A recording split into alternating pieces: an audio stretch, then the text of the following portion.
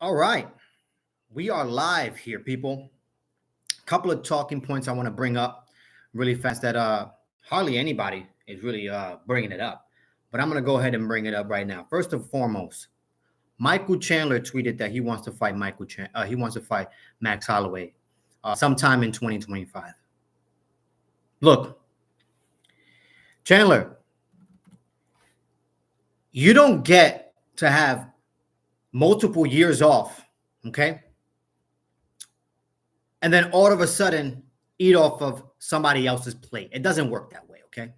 You've been out for a long time waiting on Conor McGregor, the big money fight that never happened and is never going to happen. And finally, 2 years, 3 years down the line, you finally got out of that stupid mindset of yours and finally found out, oh yeah, this guy is never going to fight me. Yeah, he never will. So move on. And no, I think you should not be fighting Max Holloway. Max Holloway is on bigger and better things. He didn't take breaks. He didn't take any layoffs. All right. He's been busy. All right. He's been busy knocking out challengers in higher divisions. And now he's challenging once again for the 145-pound belt. No. You don't deserve that fight. Move on, Chandler. Pick somebody else. I did want to see you fight Hooker and see that rematch, but now you tweeting like this, it's ridiculous. No. Pick somebody else. All right, maybe top 15 because you're not even in the top 10. That's how long you've been out. Okay? Moving on from that. Merab. Okay, Merab gets a cut right above his eye. Dana White calls him an idiot. Basically an idiot. He's stupid for sharing the information. Dana. Okay. A little bit of info. The injury happened at the UFC PI. Okay. Which means everybody knew. Everybody knew. And you best believe somebody at the UFC PI had that information, and they most likely was going to or already did share the information with Sean O'Malley's team. You think somebody at the PI doesn't know Sean O'Malley or somebody in that team? Most likely. More likely than not. Let's be honest, okay? Everybody, if this injury happened at the UFC PI, the personal trainers knew. The damn masseuse knew. Everybody knew. So who cares if Merab put the information out there? Most likely, Merab put the information out there to show the fans, look, if I get cut, minutes into this championship fight, I want you to know that it wasn't because Sean O'Malley is such a precise striker. No. I walked in there with an injury, okay? And that's most likely why he shared the information. So Dana, quiet up, all right? You're talking too much, especially about John Jones. Moving on from Merab, all right? I want to talk a little bit about The Ultimate Fighter, okay?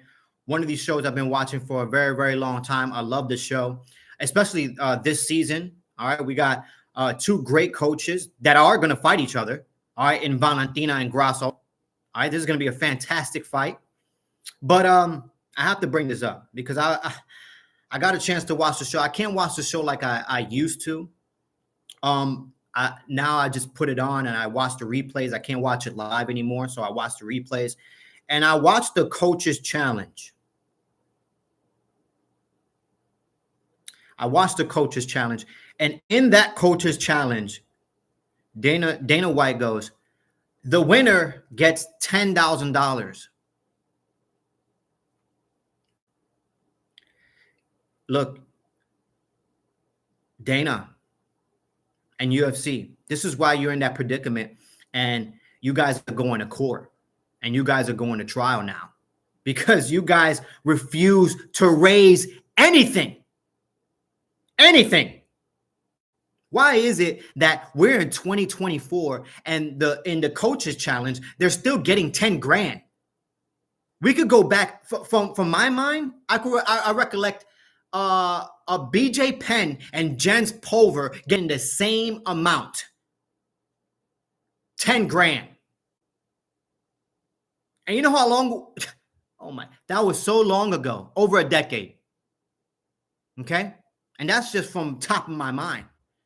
I'm freestyling right now. That is ridiculous. That is blasphemy. All right?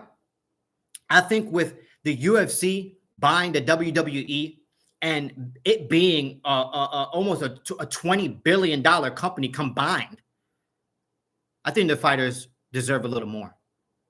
Especially coaches on a show where they have to go put up with different emotions and coach other people. You think that's easy?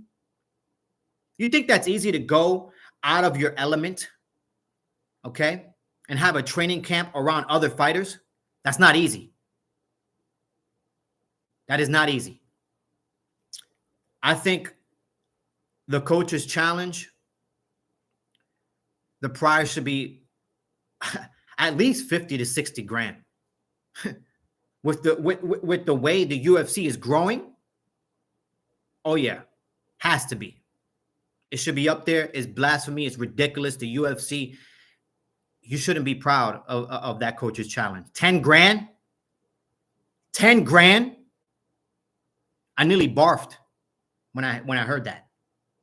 But moving on from that, the Contender Series.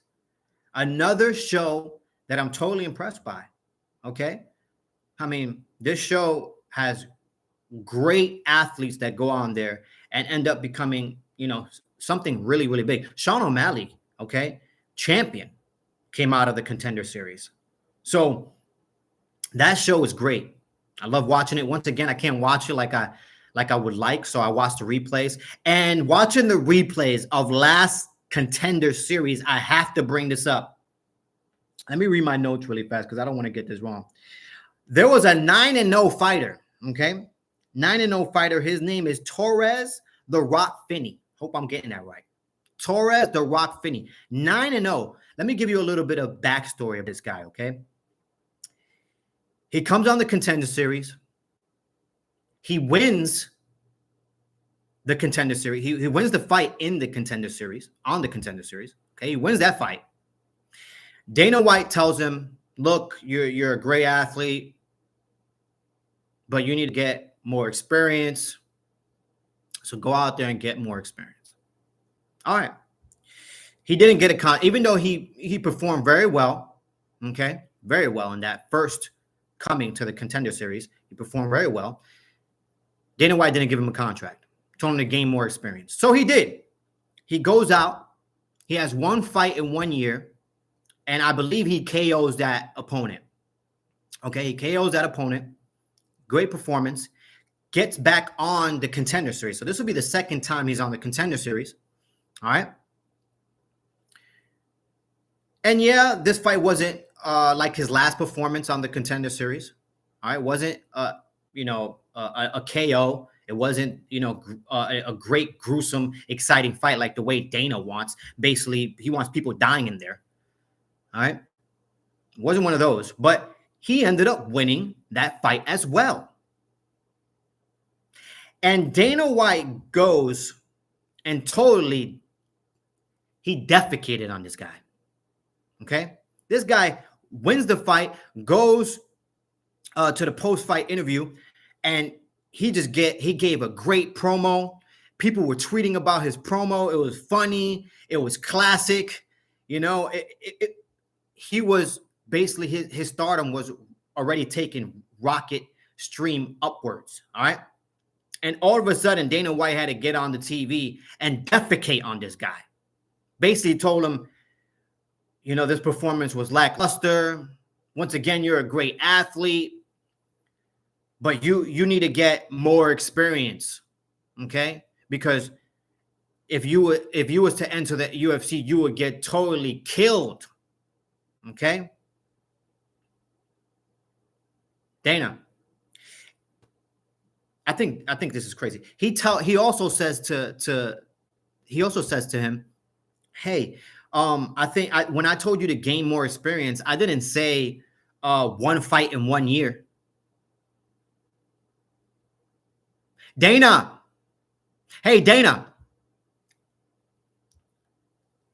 Stipe Miocic hasn't fought in almost 4 years, and he's fighting for the title. Hey, Dana. John Jones hasn't fought in almost 2 years. Hey, Dana. Conor McGregor hasn't fought. Conor McGregor hasn't fought in damn near when I was in diapers. Basically. And you're here complaining about a guy who's trying to make it into the UFC, and he gets one fight in 1 year, KOs that guy, comes on to the Contender Series, wins that fight, makes him 9-0, undefeated, and you still don't give him a contract? If that's not ridiculous, I don't know what is. Okay? You told him, go get more experience. I'm talking 4 more fights. Go ahead and fight 4 fights in 1 year and then come back to the Contender Series. What are you talking about? 4 fights in 1 year? So you want this guy to get more brain damage? How about a catastrophic injury happens to him, God forbid, and he can't fight anymore? How about that? Oh, no, but Dana doesn't think about that. If you don't die in there or look like you're dying in there, you're not getting a contract. Moving on from that, because Dana's on a roll, and he got me rolling. I'm going to move on from that, all right? I want to talk about, the UFC is growing.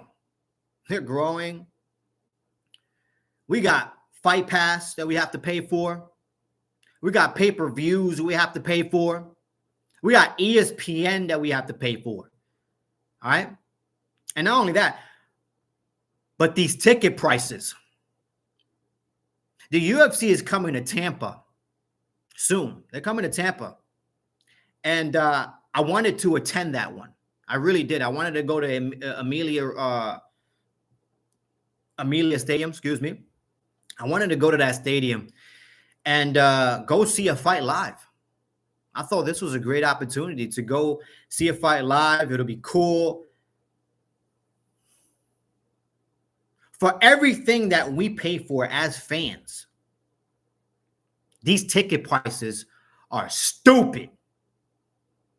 Nosebleed seats, stupid. Oh, yeah, here, take our money. No, it doesn't work out that way.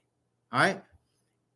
Not only did you raise the pay-per-view buy price, but you guys are raising the ticket prices just on a ridiculous level that honestly, people are never going to get a chance to go watch a UFC fight live. All right? I'm pissed off. I'm signing off. And this is it. Peace.